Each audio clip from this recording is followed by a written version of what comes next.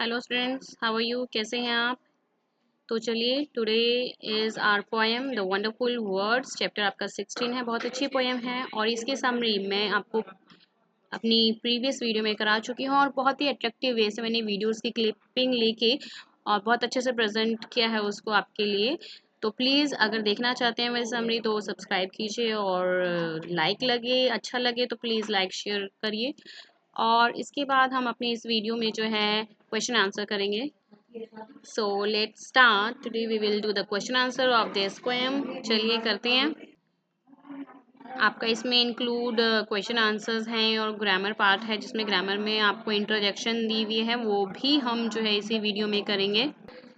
So introduction का पूरा मैं एक्सप्लेनेशन दूंगी आपको और इसकी एक्सरसाइज है उसका भी आंसर्स जो है मैं आपको एक्सप्लेन करूंगी। चलिए let's start the question answer first. तो चलिए let's see the first question is given here. Complete the following lines. You have to complete this following lines from the given poem. जो poem दी हुई है उसमें से आपको जो है ये कंप्लीट करना है। So all that you do is match the words to the brightest thoughts in your head so that they come out clear and true and handsomely groomed and fed. For many of the loveliest things have never yet been said. This is your answers of first, and now see the second. Here given about what do the following lines means. जो line दी हुई है उसका क्या मतलब है? All that you do is match the words to the brightest thoughts in your head. What do you mean by this? Yes, this means that you have to only select appropriate words to express your thoughts in your mind. आपको जो है बहुत ही proper appropriate सही words जो हैं use करने हैं अपने थॉट्स को एक्सप्रेस करने के लिए, बताने के लिए जो आपके माइंड में चल रहा है। Now see the B point is given here. For many of the loveliest things have never yet been said. What do you mean by this? This means that the poet says that thought must be put into words as the most beautiful things are never said. It means poet ये कहता है कि जो thoughts हैं, जो विचार हैं, उसे words में होना चाहिए ताकि जो है जैसे most beautiful things are never, जो आपने कभी कहे ना हो वो वर्ड्स जो हैं आप उनको जो है रूप देके उन वर्ड्स को, अपने थॉट्स को वर्ड्स का रूप देके सामने वाले पर्सन के लिए प्रेजेंट कर सके। चलिए फटाफट से नेक्स्ट देखते हैं। C point and everyone's longing today to hear some fresh and beautiful things. What do you mean by this? This means that the poet says that everyone is waiting to hear something new and wonderful, so one should say it. इसका मतलब है poet कहता है कि जो है सभी लोग जो हैं वेट कर रहे हैं, इंतज़ार कर रहे हैं कुछ नया सुनने के लिए, कुछ अजीब वर्ड सुनने के लिए जो बिल्कुल न्यू है, ताकि सो वन शुड जो है उन्हें भी ये जो वर्ड है अपने शब्दों में यूज़ करने चाहिए, उसे उन्हें नए वर्ड्स को बोलना चाहिए। What do the words do for your thoughts? See the third answer. So, see the answer of third question. Words are like food and dress of thoughts. Words जो हैं कैसे होते हैं, एक फूड और ड्रेस की तरह होते हैं जो थॉट्स को जो है मतलब कि फूड मीन्स जो है हम अपने माउथ से उसको एक्सप्रेस करते हैं, ड्रेस मीन्स जो है थॉट्स को जो है हम अपने विचारों को वर्ड्स का एक रूप देते हैं। They help to express the thoughts in a clear and true manner, और वो हमारी मदद करते हैं अपने विचारों को, थॉट्स को अगर हम वर्ड्स में प्रेजेंट करें तो हमारी हेल्प करते हैं उसको क्लियर करने में और जो है सामने वाले के सामने वो ट्रू मैनर में प्रेजेंट कर सकें। Words give body and form to the beautiful thoughts that are imprisoned in our mind. Words जो हैं एक तरह से बॉडी देते हैं थॉट्स को and form to the beautiful thoughts, और उसको जो है बहुत ही सुंदर रूप में प्रेजेंट करते हैं विचारों को, दैट आर इम्प्रिज्न आवर माइंड, जो हमारे माइंड में इम्प्रिज्न होते हैं। इम्प्रिज्न मीन्स क्या होते हैं, कैद होते हैं।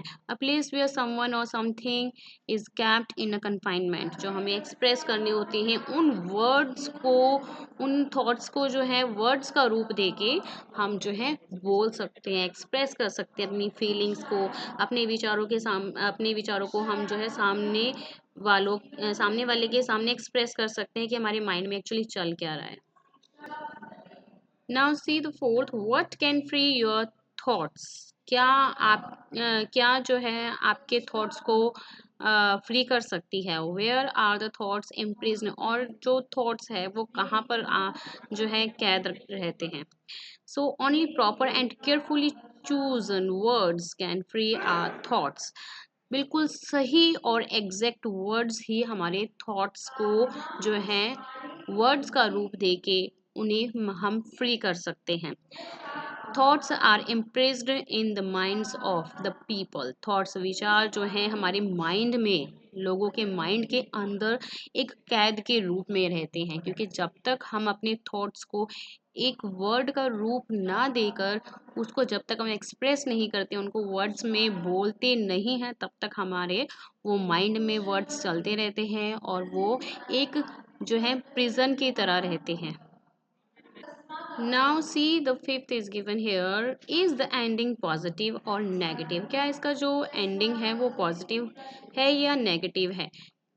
Give lines from the poem to prove your points. आप अपने पॉइंट्स को प्रूव करने के लिए लाइन बताइए पोएम में से। The ending of the poem is positive. जो एंडिंग है वो पोएम का वो पॉजिटिव है। As the poet is saying that our mind is full of beautiful thoughts and marvellous surprises. जैसा कि पोइट कह रहा है कि जो हमारे माइंड में है वो बहुत ही ब्यूटीफुल थॉट्स हैं और मार्वलस हैं, जो एकदम से सामने वाले को सरप्राइज कर सकते हैं, और हम अपने थॉट्स को बहुत ही सुंदर वर्ड्स देकर उनको जो है बहुत ही ब्यूटीफुल मैनर्स में प्रेजेंट कर सकते हैं। और हो सकता है वो वर्ड्स जो है हमारे लिए सरप्राइज बन जाए, मार्वलस बन जाए, सामने वाले को सुन के जो है बहुत ही अच्छा अमेजिंग फील हो उस वर्ड्स को सुन के।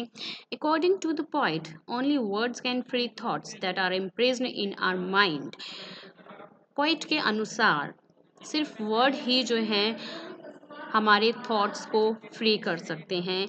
ये एक तरह से इम्प्रिज्न कैदी के रूप में जो है हमारे माइंड में रहते हैं। The poet says, yes poet कहता है, but only words can free a thought from its prison behind your eyes. May be your mind is holding now a marvellous new surprise. तो यही वो लाइन है जिसमें पोइट ने express किए हैं।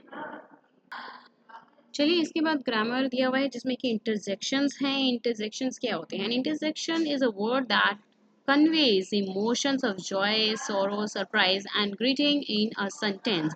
इंटरजेक्शन वह वर्ड्स होते हैं जो कन्वे करते हैं हमारे कैसे फीलिंग्स को कन्वे करते हैं, हमारे इमोशन ऑफ जॉय को। मतलब हम कभी खुश होते हैं तो ओ हुर्रे, तो हुर्रे वर्ड्स जो हैं ये शो करते हैं सडन फीलिंग ऑफ जॉय, सोरो, सरप्राइज, किसी को देख के हैरान होते हैं, सरप्राइज शॉक में पड़ जाते हैं, and greeting in a sentence. और तो इस तरह के जो वर्ड्स हम एक्सप्रेस करते हैं अपने सेंटेंस में वो आपके इंटरजेक्शन के अंदर आते हैं। The sentence is followed by an exclamation mark. ये भी ध्यान रखिए प्लीज, जब भी आप इंटरजेक्शन यूज करते हैं you have to use exclamation mark. आपको एक्सक्लेमेशन मार्क जरूर यूज करना होता है। जैसे example, hurray we won the match. Hurray आपका क्या है? इंटरजेक्शन है, और वो यूज करने के बाद आपका जो भी statement we won the match के बाद you have to use exclamation mark जो ऑलरेडी गिवन है ना ब्रैकेट में। Allah's our king is injured. So some more common examples: wow, hooray, express joy, pleasures, Allah's grief, oh, pain, surprise, etc. These are the examples of interjections. Now see the exercise given A. Add interjections to the sentences given below and rewrite them. So according to the sentence के according जो है आपको find out करना है कि कौन सा word suitable है आपका interjection use करने के लिए sentence में। और you have to also use, आपको use करना है, क्या use करना है? Yes, exclamation mark use करना है, ये कभी मत भूलना please. So let's see the answer of these all exercise. First of all, A part. Now see the exercise with your answers. देखिए first का कैसे कर सकते हैं हम? We have lost the game. Oh, we have lost the game. So आपको you have to use exclamation mark at the end of your sentence. Now see the second. I forgot. There was an exam today. Third, wow, the flower is very beautiful.